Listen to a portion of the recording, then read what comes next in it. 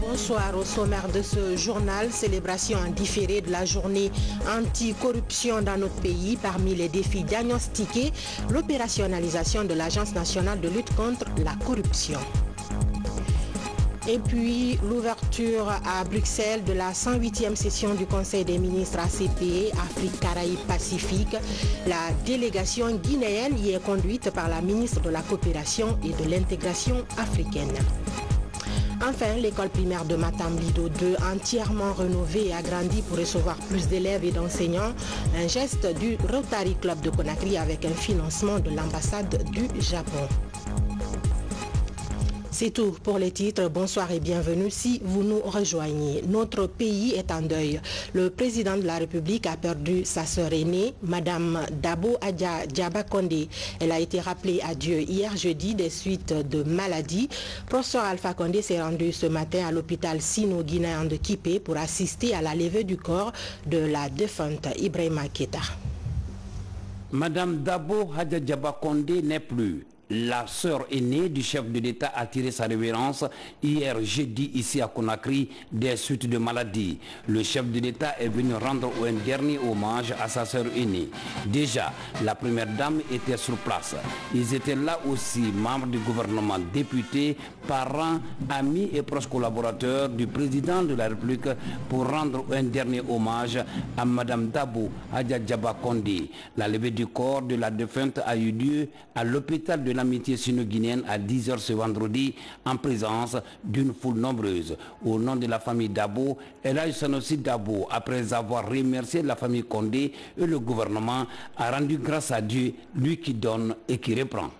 Adja Diaba-Condé n'est plus. Elle était la deuxième épouse de notre oncle qui est décédé il y a longtemps. Mais depuis, la famille a commencé par le petit frère, les enfants, toute la famille. Elle a été entourée de tous les soins. La famille Dabo ne peut pas oublier cela. Ceux qui sont là aujourd'hui, certainement ils sont là pour le professeur Alpha Condé, mais pour Adja Diaba-Condé aussi. Mais retenons et nous savons tous que le professeur Alpha Condé a dans son programme, quand il y a un décès, il se présente. L'une de ses préoccupations, c'est d'être présent à toutes les obsèques de ses amis, de ses compagnons. Donc, au nom de la famille, nous le remercions. À 86 ans, Madame Dabo Adja Diaba-Condé s'en est allée, laissant derrière elle 5 enfants. Le secrétaire général adjoint aux affaires religieuses lui a demandé aux familles Condé et Dabo d'accepter cette volonté de Dieu. Au nom de l'ensemble des fidèles musulmans et chrétiens de Guinée, Monsieur le Président, soyez patient. Nous vous connaissons avant d'aujourd'hui. Les religieux vous ont observé pendant la disparition de notre regretté Élise disparu, Maman Hadja Nansira, et celui de notre regretté M. Malik Condé. Vous avez montré à Dieu que vous vous remettrez à sa gloire. C'est Dieu qui a donné cette grande sœur et c'est Dieu qui l'a pris. Vous avez été épreuvé aujourd'hui par la force divine. Même situation comme prophète Mohamed, paix et salut sur lui, en a suivi. C'est après la prière de 14h ce vendredi que Madame Dabo Adja Diaba-Condé a regagné sa dernière demeure ici à Conakry. Journée de deuil également ici à la RTG Koloma. Nabi Zakaria Bangoura, journaliste reporter au journal télévisé, décédé ce 14 décembre à minuit à l'hôpital Ignace Dine des suites d'insuffisance cardiaque. Spécialiste du dossier environnement, Nabi Zakaria Bangoura était très actif au sein de la rédaction. Il rejoindra sa dernière demeure lundi dans son village à Sambaya, préfecture de Koya, après un symposium cérémonie de reconnaissance nationale qui sera organisée ici même à la RTG Coloma. Que Dieu, dans son infinie bonté, accueille l'âme de tous nos morts dans son paradis éternel. Amin. Dans l'actualité également, les ministres de la Pêche, du Commerce et de la Jeunesse étaient face aux députés pour décliner leurs priorités pour 2019. Ils ont expliqué en détail le plan d'exécution des budgets sectoriels alloués à leur département. Robert Sidotolno nous fait le point. Au ministère de la Pêche, de l'Aquaculture et de l'Économie maritime, l'essentiel des priorités de 2019 porte sur le renforcement des acquis en pisciculture. Le ministre dans la défense du budget sectoriel 2019 de son département est largement revenu sur les acquis réalisés en 2018 en termes de formation de 465 jeunes à l'entrepreneuriat et à la vulgarisation piscicole. Il a aussi mis l'accent sur les opérations de surveillance maritime. La pêche maritime n'arrive plus à donner du poisson à tous les Guinéens. Cette pêche côtière est insuffisante, donc la priorité du département des pêches, c'est de donner du poisson à tous les Guinéens par la pisciculture. Comment assurer une protection optimale des consommateurs? Comment transformer le commerce guinéen en favorisant sa fluidité, sa traçabilité et son essor sur le marché africain et international? Autant de problématiques que le ministre du Commerce entend faire face en 2019. Nous sommes dans un programme de numérisation des documents officiels qui sont les certificats d'origine, qui sont les certificats de contrôle de conformité de qualité, qui sont, disons, les déclarations descriptives d'importation et d'exportation pour permettre de garder une certaine fiabilité, une traçabilité sur cette activité-là. Le ministère de la Jeunesse, dans son plan d'action 2019, a largement défendu les actions qui concourent à l'emploi et à l'insertion socio-économique des jeunes. Nous avons beaucoup de priorités, notamment dans le cadre de la formation du renforcement des capacités des jeunes pour leur employabilité. Nous voulons justement avoir des ressources pour faire en sorte que les jeunes bénéficient d'encadrement et d'opportunités d'insertion. D'autres départements ministériels sont à l'attente de la défense de leur budget sectoriel. Le 9 décembre de chaque année est dédié à la lutte contre la corruption. Célébrée en différé dans notre pays, la journée de ce vendredi a permis de diagnostiquer les défis tels que l'opérationnalisation de l'Agence nationale de lutte contre la corruption en tenant compte des exigences de la nouvelle loi anti-corruption. Mamadi Terna Kamisoko. La corruption, un fléau social qui sape le développement socio-économique et politique de nombreux États. Pour interpeller les dirigeants mondiaux à intensifier la lutte contre le phénomène, les Nations Unies ont décrété le 9 décembre de chaque année Journée internationale de lutte contre la corruption. À Conakry, autorités administratives, acteurs de la société civile, personnel judiciaire et partenaires au développement évaluent le chemin parcouru par la Guinée. L'adoption des instruments de lutte est saluée par les participants qui souhaitent voir le pays réprimer la délinquance économique. L'Union européenne tout d'abord félicite la Guinée pour les pas importants qui ont été entrepris récemment au cours de cette année même dans la définition du cadre stratégique et légal pour lutter contre la corruption et veille, demeure active et disponible à soutenir tant la République de Guinée, les institutions républicaines ainsi que la société à part entière pour l'application effective de ces nouvelles provisions réglementaires et légales. L'État a fait beaucoup d'efforts. Notre pays est parti à beaucoup de conventions internationales en matière de lutte contre la corruption, la Convention de l'Union africaine, le protocole de la CEDEAO avec les textes nationaux dont nous venons de parler. Maintenant, il est question de mettre en application ces textes de loi. C'est-à-dire tous ceux qui détournent les biens de l'État doivent être épinglés et traduits devant les tribunaux afin qu'ils répondent de leurs actes. Cette année, la célébration de la Journée internationale de lutte contre la corruption met au cœur des débats l'opérationnalisation de l'Agence nationale de lutte contre la corruption. L'organabilité à promouvoir les bonnes pratiques de gouvernance en Guinée est dépourvue de moyens pour son fonctionnement. D'où cet appel du premier responsable de l'instance. Sans la lutte contre la corruption, en toute modestie, il serait difficile que la Guinée réussisse son développement. Et je souhaite vivement que les dispositions du dit décret soit vivement et rapidement mis en exécution. Cela va conforter l'engagement du président de la République sur le plan africain comme sur le plan international pour le bonheur de la Guinée. Depuis 2017, sous le leadership du chef de l'État, la Guinée s'est dotée d'une loi anticorruption. Aujourd'hui, cette volonté politique exprimée au sommet de l'État rassure les partenaires au moment où la mise en œuvre du plan national de développement social et économique PNDS a commencé dans le pays. Et puis au ministère de l'Information et de la Communication, le ministre Amara Sompari a reçu en audience les responsables des associations de la presse privée. Les échanges ont porté sur le projet de loi portant sur les articles 2 et 3 relatifs à la dépénalisation de la presse. Reportage Amadou Touré.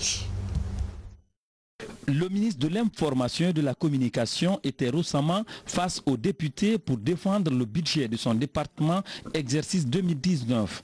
Au cours de la session, Amara Sompari a proposé la révision des lois L002 et L003 portant sur la dépénalisation des délits de presse.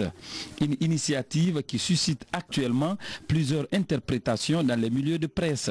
C'est pour faire toute la lumière sur cette question que Amara Sompari a rencontré les patrons des associations de presse privée. Je voulais juste insister sur le fait que les libertés fondamentales consacrées par la Constitution ne seront aucunement remises en question. La dépénalisation des délits de presse, qui est un acquis pour la démocratie et la liberté de la presse dans notre pays, ne sera également pas remise en cause. Tout ce qui est objet de cette révision, c'est uniquement des ajustements administratifs et réglementaires pour permettre d'assainir un peu le cadre de fonctionnement de la presse en Guinée. Outre le syndicat professionnel de la presse privée, plusieurs responsables d'associations de médias ont pris part à la rencontre. Ce sont les représentants de l'Aguipel, de l'Urtelgui et de l'AGPI. Ils se disent satisfaits de la démarche entreprise par le ministre. La discussion a été cordiale. Nous nous sommes rendus compte que, en réalité, il y avait une tempête dans un verre d'eau. Et en tout cas, les discours ont été suffisamment rassurants. Le ministre nous a donné des certitudes que les libertés fondamentales, la dépénalisation des délits de presse sera toujours garantie dans le nouveau projet de loi. Donc il n'y a aucune inquiétude à se faire à ce niveau. Donc nous sommes sortis rassurés. Maintenant, nous allons continuer les démarches. Les associations doivent faire des propositions pour améliorer le projet de loi avant que cela ne soit soumis à l'Assemblée nationale pour son adoption. Le ministre Sompari a rassuré ses hommes de médias du maintien de ce cadre de dialogue permanent concernant toutes les questions d'incompréhension avec la presse privée, et ce, pendant tout le temps qu'il passera à la tête du ministère de l'Information et de la Communication. Je vous le disais en titre, ouverture à Bruxelles de la 108e session du Conseil des ministres ACP, Afrique, Caraïbes, Pacifique, prélude du renouvellement de l'accord de Cotonou en 2020. La délégation guinéenne y est conduite par la ministre de la Coopération et de l'Intégration africaine, envoyé spécial Maferen Camara. 43 ans après l'accord originel de Georgetown et à 2 ans de la fin de l'accord de Cotonou, le groupe des 79 s'interroge sur le devenir du partenariat avec l'Union européenne. D'où l'enjeu majeur de cette rencontre qui va se pencher sur l'après 2020 du post-Cotonou et donner de nouvelles orientations afin de les adapter aux défis de la nouvelle ère mondiale. Il faut que les ACP se transforment en une organisation comme l'OIF ou l'OCI. Et d'ailleurs, nous avons décidé de changer le nom. Ce n'est plus le groupe des États ACP, Afrique, Caraïbes, Pacifique. Ça deviendra à partir de l'année prochaine l'organisation des États ACP. Ensuite, il faut que nous cherchions à développer les relations intra-ACP. Les ACP sont vus toujours comme un appendice de l'Union européenne, que c'est une création de l'Union européenne, tout dépend de l'Union européenne. Nous voulons changer cette image. Il faut que nous nous aidons entre nous. Il faut qu'il y ait transfert de technologie entre les États ACP. Il faut qu'il y ait le commerce entre nous. Il faut qu'il y ait les transports entre nous. Il faut qu'il y ait l'éducation entre nous. Voilà des nouveaux défis qui nous attendent. Au titre des changements intervenus, le Conseil s'est entendu que le futur accord doit être unique, juridiquement contraignant, équitable et avoir une durée d'au moins 20 ans.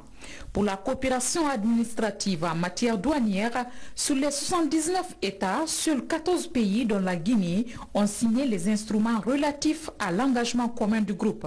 La question sur le nouveau statut du personnel de l'organisation a été largement débattue et par manque de consensus, le Conseil a décidé de son renvoi à une date ultérieure.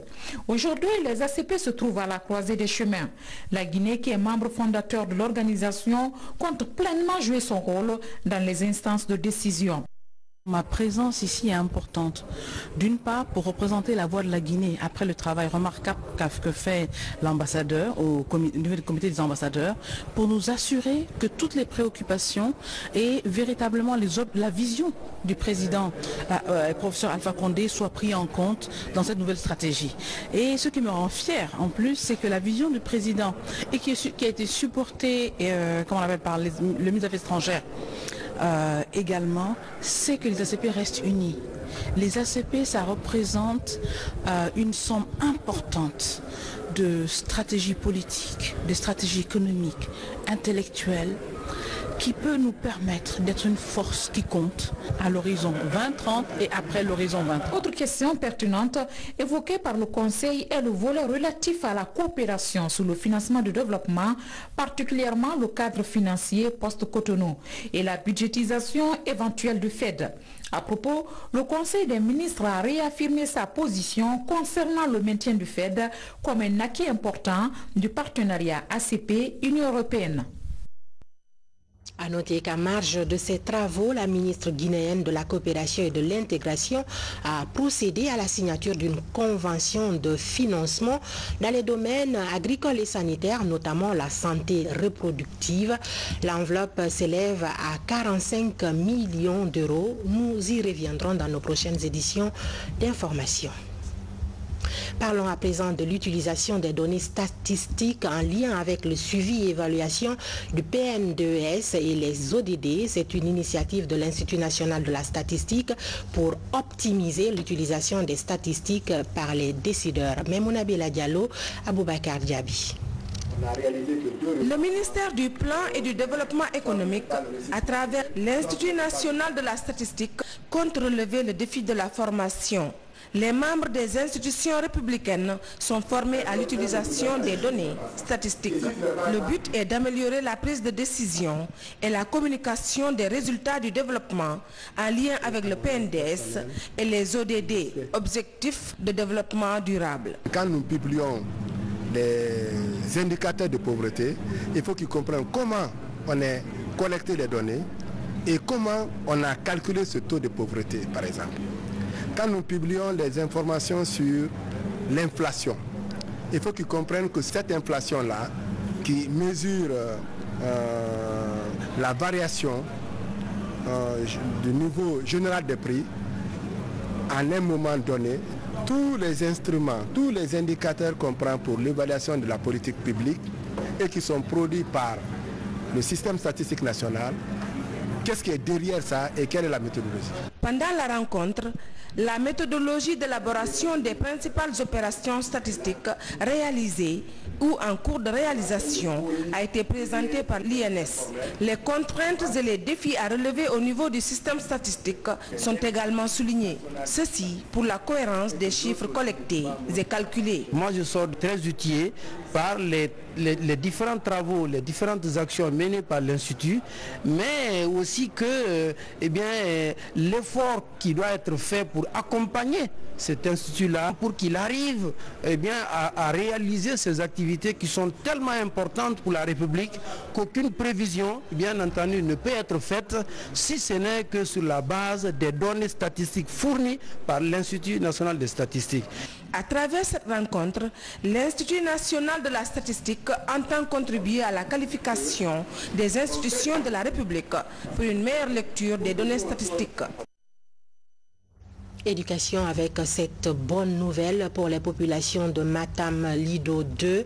L'école primaire du secteur vient d'être entièrement rénovée et agrandie pour recevoir plus d'élèves et d'enseignants. Une réhabilitation rendue possible grâce au Rotary Club de Conakry avec un financement de l'ambassade du Japon. Mamadou Saléouba. Voici l'école primaire de Matam Lido 2. L'établissement, vieux de plus de 60 ans, vient d'être rénové et équipé grâce à un partenariat entre le Rotary Club Conakry et l'ambassade du Japon. Le bâtiment flambant neuf est désormais apte à recevoir les élèves et les enseignants. Le Japon avait financé 1,240 milliard de francs guinéens. Nous, la coopération japonaise, nous mettons l'accent sur l'éducation. Parce que pour l'économie, c'est l'éducation qui compte. Le résultat de l'éducation, c'est un moteur le plus fort de l'économie et du développement.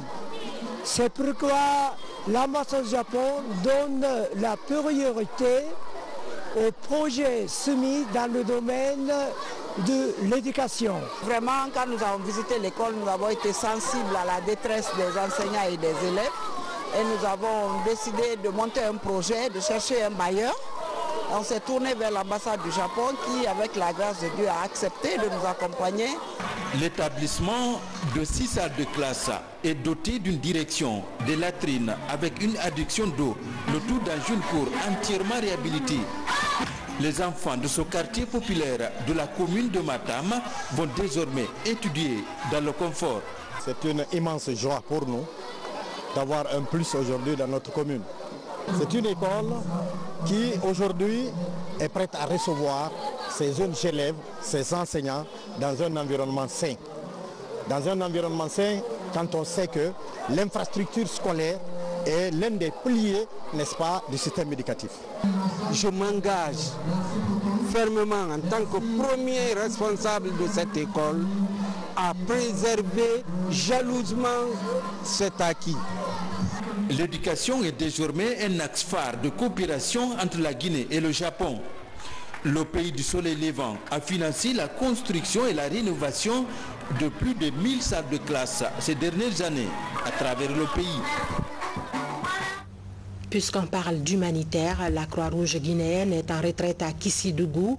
C'est dans le cadre de la 6e Assemblée générale de l'institution qui envisage de renouveler son bureau exécutif après 5 ans d'exercice. Nous y reviendrons avec nos reporters Habib Thiam et Salifou Silla. L'actualité nationale en plus bref. Nous commençons par la signature de financement au ministère de la Coopération pour la construction du pont sous la Sumba à Dubreka sur la route nationale numéro 3, c'est une compilation signée Moussa Bangoura.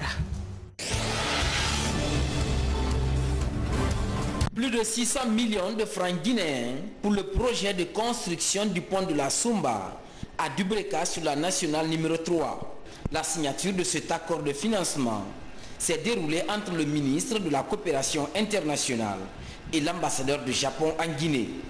Les ministères des Travaux publics et celui des Transports sont les principaux bénéficiaires de ce don. La réalisation de ce pont va contribuer à dynamiser des échanges commerciaux, mais également renforcer la sécurité quotidienne des usagers de cette route. Je suis donc très heureux que nous avancions une fois encore vers la mise en œuvre de ce projet si important pour les habitants de la Sumba et de Dubreka, mais aussi pour l'aménagement du territoire guinéen et pour son économie. Conscient de la rareté du personnel qualifié pour le traitement de l'immense stock d'archives de la Guinée, précoloniale, coloniale et postcoloniale, la Direction nationale des archives mise sur la formation des étudiants sans emploi. 36 d'entre eux viennent d'achever un stage technique de 2 mois. Ils se disent désormais capables de renforcer l'équipe de traitement des archives de la direction. Le besoin en Guinée est immense. Actuellement, j'ai évalué plus de 300 postes vacants d'archivistes sur le territoire national, sans compter les ministères. Donc, je forme les jeunes pour qu'ils prennent la relève de demain. Nous adaptons la formation à leur filière, à leur option. Tous les administrateurs ne produisent que les documents. Ils sont cadres, enseignants et gestionnaires des institutions de formation professionnelle à suivre cette formation à montage et gestion de projet. L'idée est d'avoir un enseignement de qualité, mais aussi adapter les programmes de formation aux besoins du marché de l'emploi. Des modules comme l'élaboration d'un projet co-construit, le processus d'élaboration d'un projet et comment ficeler un partenariat public-privé sont enseignés aux participants. L'initiative, c'est pour donner encore une formation à nos cadres des institutions de l'enseignement technique qui sont dans les écoles pour qu'ils soient mieux outillés, mieux informés pour donner un cadre idéal, une formation à nos jeunes qui seront dans les classes et pour que les programmes soient vraiment en adéquation avec l'emploi. Il a le but de faciliter l'opérationnalisation du réseau national des femmes défenseurs des droits de l'homme que cette rencontre est initiée. Il s'agit pour ces actrices de la société civile et femmes leaders de renforcer leur capacité pour mieux protéger les droits de la femme. Les organisations devront voir comment se rentrer dans cette dynamique où elles devront composer avec les autres acteurs. C'est pour ça qu'on est en train de réfléchir sur des organisations, une organisation ou une coordination du réseau sur une base thématique. Dans la nuit du jeudi à vendredi, un incendie s'est produit à Bessia Port 1 aux environs de 22 h. Selon les témoins, un court-circuit serait à l'origine. Le contenu de ces 3 chambres salons sont partis en fumée. Un enfant de 2 ans aurait trouvé la mort et le second a été sauvé grâce au concours des voisins.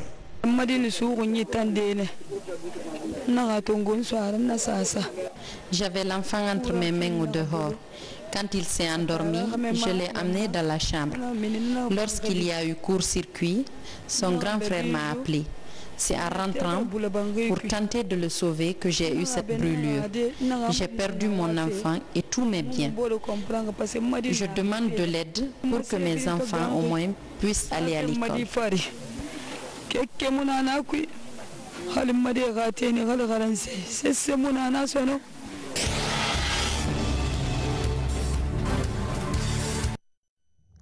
Le pont sur la Sumba, très attendu par les usagers de la nationale numéro 3.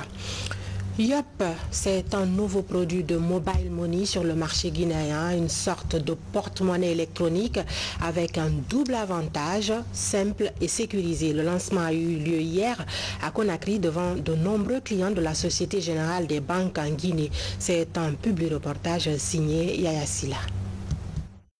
Yop, un autre porte-monnaie électronique que les Guinéens découvrent aujourd'hui. Yop, avec son slogan « Vivez positif », est un produit de la Société Générale des Banques en Guinée. Il propose à ses clients une gamme complète de services, notamment le transfert d'argent, le retrait et le dépôt d'argent, l'achat de crédit, mais aussi le paiement de factures, de marchandises ou encore la réception de salaires. Et il n'y a pas de meilleur outil que le mobile money, accessible depuis son téléphone, pour permettre cette inclusion financière et permettre à ces populations qui ont des revenus réguliers, qui travaillent, d'avoir un outil transactionnel à portée de main. Contrairement aux autres mobile money, Yop est ultra sécurisé. Surtout, il est moins cher pour le client et offre plus de commissions dans les transactions. C'est aussi une opportunité pour les jeunes en quête d'emploi. Pour donner juste une petite indication, l'agence que nous avons optée pour faire les enrôlements au niveau du terrain, à l'espace d'1 mois, ils vont recruter jusqu'à 400 employés. Donc, ce qui veut dire que Yop, de façon indirecte, en 1 mois, peut générer 400 emplois. Ça, c'est la première des choses. La deuxième des choses, c'est une opportunité de business que nous offrons aux jeunes. Aujourd'hui, n'importe quel jeune, avec un petit fonds, peut être agent bancaire. Yop est déjà disponible dans les 35 points de la Société Générale des Banques en Guinée. Disponible dans App Store et Play Store pour les iPhones ou smartphones. Avec ce produit Yop, la Société Générale des Banques en Guinée entend participer au développement socio-économique de la Guinée. La stratégie de la Société Générale en Afrique c'est de se rapprocher encore plus des PME, des petites et moyennes entreprises. On pense que c'est là-bas les futurs et à travers de partenariats comme l'AFD et des autres partenaires qui sont présents en Guinée, on voudrait développer ces activités, en particulier les activités d'agrobusiness, les activités des énergies renouvelables, énergie solaire. À peine lancé, les premiers clients de Diop témoignent de l'utilité de ce nouveau produit. Puisque quand on a un porte-monnaie électronique, son argent ne se perd pas. Son argent ne se brûle pas dans les cases ou dans les maisons. Il est complètement sécurisé. Donc c'est un gage de succès dans les mouvements d'argent en Guinée. Diop, c'est la solution alternative pour tous vos soucis de monnaie. On enchaîne avec l'actualité sportive. L'Angola, sacrée championne d'Afrique dames senior à la Coupe d'Afrique des Nations de handball qui vient de s'achever au Congo-Brazzaville. Les Angolaises vont représenter l'Afrique à la Coupe du Monde prochaine en compagnie des Sénégalaises, sacrées vice-championnes et des dames de la RDC. Quant aux Amazones guinéennes, elles ont terminé 7e au classement général. Kaba Fodé, envoyé spécial. Au gymnase Nicole Oba de Brazzaville, la descente du drapeau de la Confédération africaine de handball annonce la fin de plus de 10 jours de compétition. La 23e édition de la Coupe d'Afrique des Nations senior dames de handball s'est jouée du 2 au 12 décembre dernier dans le pays de Denis Sassou Nguesso. Sur le podium, l'Angola, championne d'Afrique, qui a battu en finale le Sénégal 2e et la République démocratique du Congo, classée 3e. Ces 3 pays vont représenter le continent au championnat du monde de handball féminin, prévu l'année prochaine au Japon. Aujourd'hui, avec cette rencontre, franchement, on apprend, on a appris et on va apprendre encore pour les prochaines fois. Mais franchement, je suis super fière de toute mon équipe. C'est une grande joie de sortir parmi les 3 premiers et de remporter le trophée de meilleure marqueuse, meilleure arrière. Donc je la dédie à tout le peuple congolais. Comme ils nous ont soutenus en prière, je la dédie aussi à mes copines parce que c'est grâce à eux que je suis en arrivée là. La Guinée, qui a pris part à cette compétition aux côtés de 9 autres pays, a terminé 7e au classement général. Le Sili féminin est devant le Maroc, l'Algérie et la Côte d'Ivoire.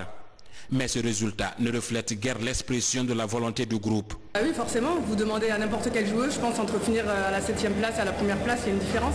On va pas se satisfaire de cette 7e place, comme je disais tout à l'heure. C'est sûr qu'on est venu là pour apprendre, on ne peut pas... Avec une équipe jeune, c'est une nouvelle équipe qui s'est construite là en si peu de temps, on n'a pas fait beaucoup de stages ensemble, on ne pouvait pas espérer, je pense, mieux, mais voilà, déçu oui, mais on va travailler pour les années à venir. En 3 participations de suite, la Guinée est toujours arrivée en quart. Cette année, les joueuses de l'entraîneur Clément Petit pouvaient faire mieux si l'équipe n'avait pas été privée de certains de ses éléments clés pour des raisons administratives. C'est un entraîneur frustré. Parce que quand vous préparez une compétition pendant 6 mois pour ne pas pouvoir la jouer, vous êtes frustré. Et vous êtes frustré de voir vos joueuses encore plus frustrées que vous, parce que c'est elles les premières actrices. Donc qu'est-ce que je voulais que je vous dise à part ça? Nous, on va se serrer les coudes, on va produire le mieux qu'on peut. Et puis voilà. Cette 23e édition de la CAN Dames de handball qui s'est jouée sous le label Challenge Lucie et Diwodimba s'est achevée à la satisfaction de la Confédération. La qualité de l'organisation et le niveau élevé de la pratique de handball sur le continent ont retenu l'attention. Le rendez-vous est pris pour 2020 à Yaoundé, au Cameroun. C'est tout pour ce soir. Merci de nous avoir suivis. Je vous dis à demain à la même heure et sur la même chaîne, la RTG Coloma. Bonsoir chez vous.